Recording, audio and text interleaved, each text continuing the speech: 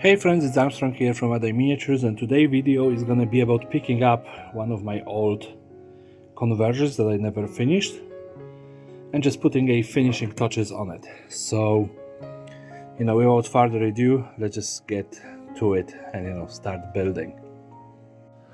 So, this build was supposed to be my Magnus Opus or whatever you call it. Yeah, one of those, brilliant pieces that you just convert and they are just standing on your shelf and you are very happy about it. But yeah, it didn't work out, as this body panel was actually designed for a completely different car. So I have in here a Chevy 57. You all know that I love Chevys, and I was like, yeah, I just want to do that. And you can see this is still printed on my old 3D printer, and it had problems back then with a how do you call it, with the small lines, still on the flat surfaces. So I have a little bit of missed what do you call it, stepping. Yeah, you can, with the sharp blade, you can feel those steps and you can actually see it physically on the car. But it's neither here nor there. Yeah, so I love how the front of this car looks. Yeah, it is brilliant. The entire design, whoever designed this kit, is brilliant. I put the different wheels, that I just have sitting in my box, and they are not as cool as they could be, but they are better than nothing. And as I don't want to sorry, I have issues with my voice lately. As I don't want to, just leave this car, to be left in obscurity and never finished, because it is still Chevy, and you know that I love Chevys. I just want to finish it today. Yeah, and it's gonna be not the easiest thing to do, to make it look right, but let's try it. So first of all, I want to mask this a little bit. Yeah, so I have from yesterday build, or whatever day I'm gonna actually post it, I have this little bit of a metal plating. I'm just gonna add it to the top of this. And I'm assuming that you are all realize that I'm just recording this all in one day. As you know, the work schedule is a little bit hectic. Yeah, I'm just putting quite a few cars together in one day. And then I'm gonna have some extra time during the week. Next week I'm gonna be working normal hours instead of overtimes, so I should be fine.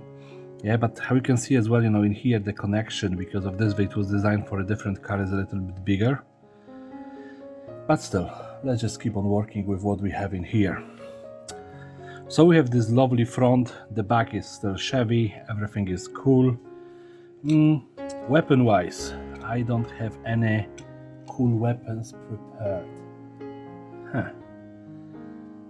And I don't want to obstruct this front, because I would normally just put some sort of a ram or something, but just not something that I want to do to this car. So I have this flamethrower from Tau. Yeah, and again I just gonna cover one window with it, just to have this excuse, to don't have to put anything into it.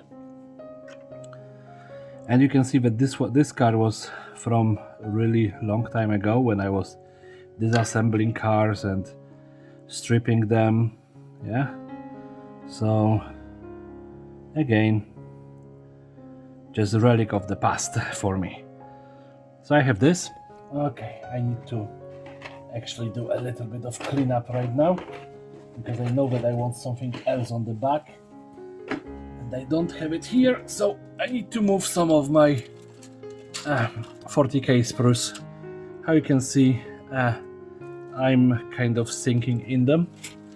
Yeah, I have a full Space Marine army to build, I have a Tau army to build, and I started on a, what do you call them now, Adeptus Mechanicus Skitari force as well. So not a small force altogether.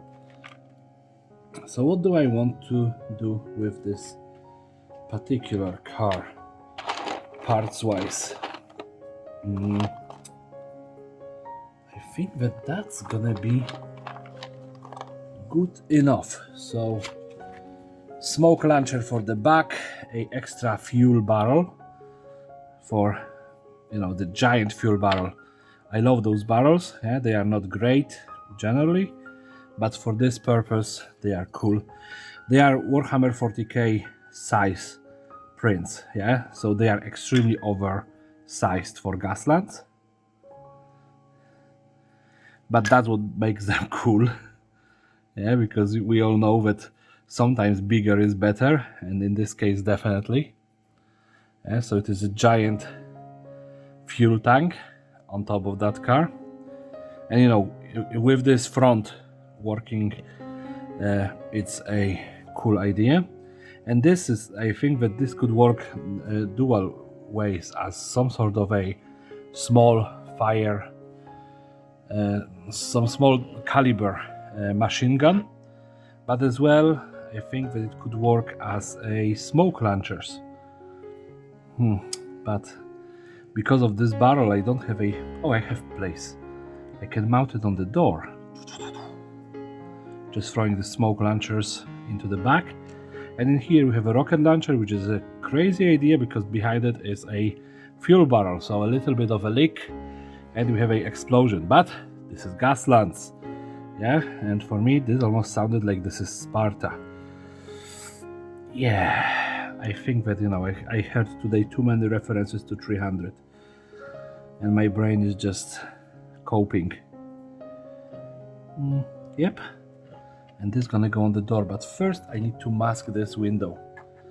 Yeah, and of course we all know what comes in handy to masking windows. Our friendly little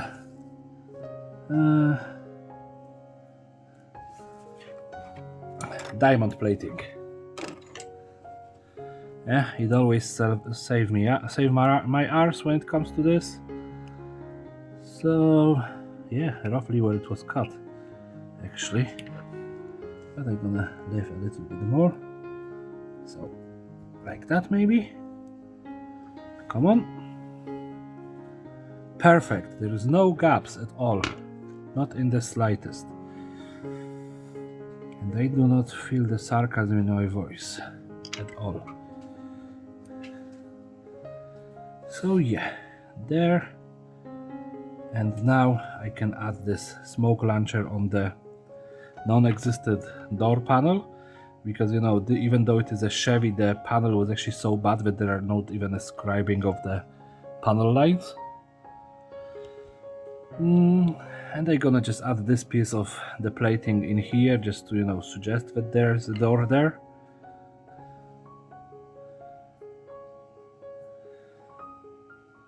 Yeah, unfortunately it is a brilliant casting, but quite often the scribing of the lines is just bad. I'm just thinking about this drone piece, but no, I just gonna leave it. So here it is, the conversion somewhat finished, but fuel tank, flamethrower. okay, that's something that my brain didn't pick up straight away. But few seconds delay and we have a beginning of forming of the idea. So I just glue it in here. Dun.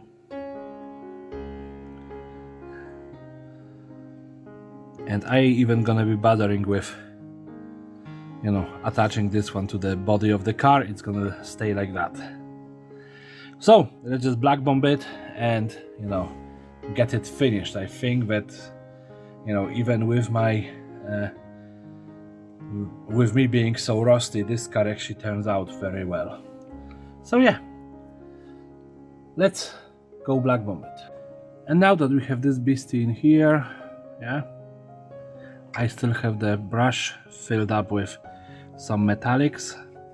Let's get to dry brushing it. And of course I'm gonna be doing some other colors on it, hopefully.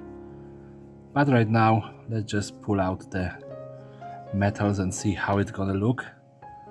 Yeah, we all know that nice quick dry brushing really brings out the look of the vehicle.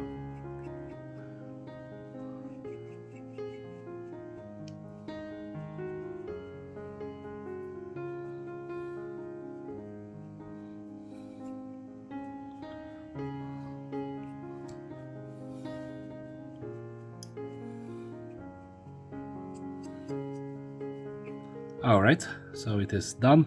Let's let it dry for a few minutes and then go with the other colors. So I'm so tempted to actually get the yellow paint and start painting. I think that I'm actually gonna do that. It's not that I'm half tempted, I'm extremely tempted with it. Where is my yellow paint now? There it is. It is not really perfectly yellow, but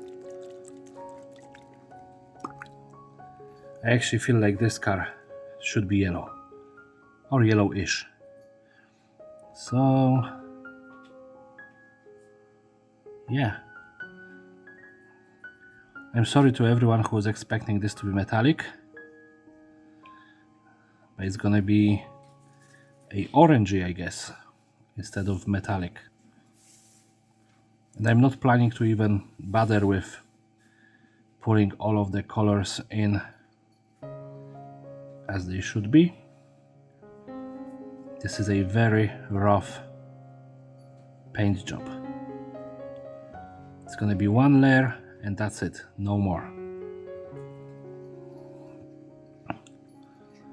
Yeah, there is some red mixed up in this, some yellow, some orange. But yeah, there we go. Now let's start roasting this. I know that the paint is still wet, but I can add rust to places that I think gonna be a little bit rusty. Yeah. And where I have this paint in here, I can just add a little bit more over the wheel wells. And of course I'm gonna have to come back and cover the wheels. But yeah, we're gonna call this one an old junker. And believe me, the yellow paint wasn't planned, it just happened. And now let's add some red to the rust.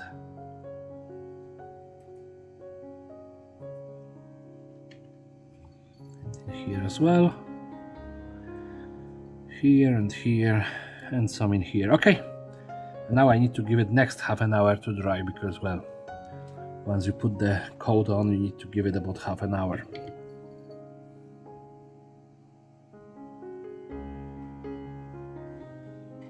Okay, so we have this rust bucket in here. Now let's just get some weathering colors. Yeah, and just first of all cover the wheels, because this one, you know, after I gutted the poor car, there is not much left of it. So wheels have to be muddied up and the wheel wells covered as well, as much as possible. And of course this is gonna help me to cover as well the orange colors.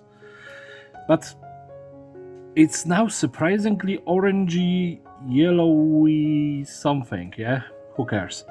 Let's just add some weathering to the side of the car and see how it's gonna turn out.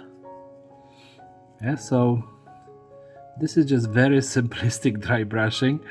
Yeah, and this car really do not need much more work than just simplistic work.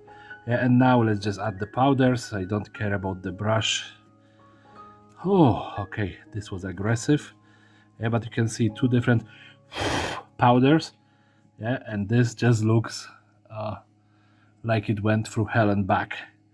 So yay, this actually works very well. Again,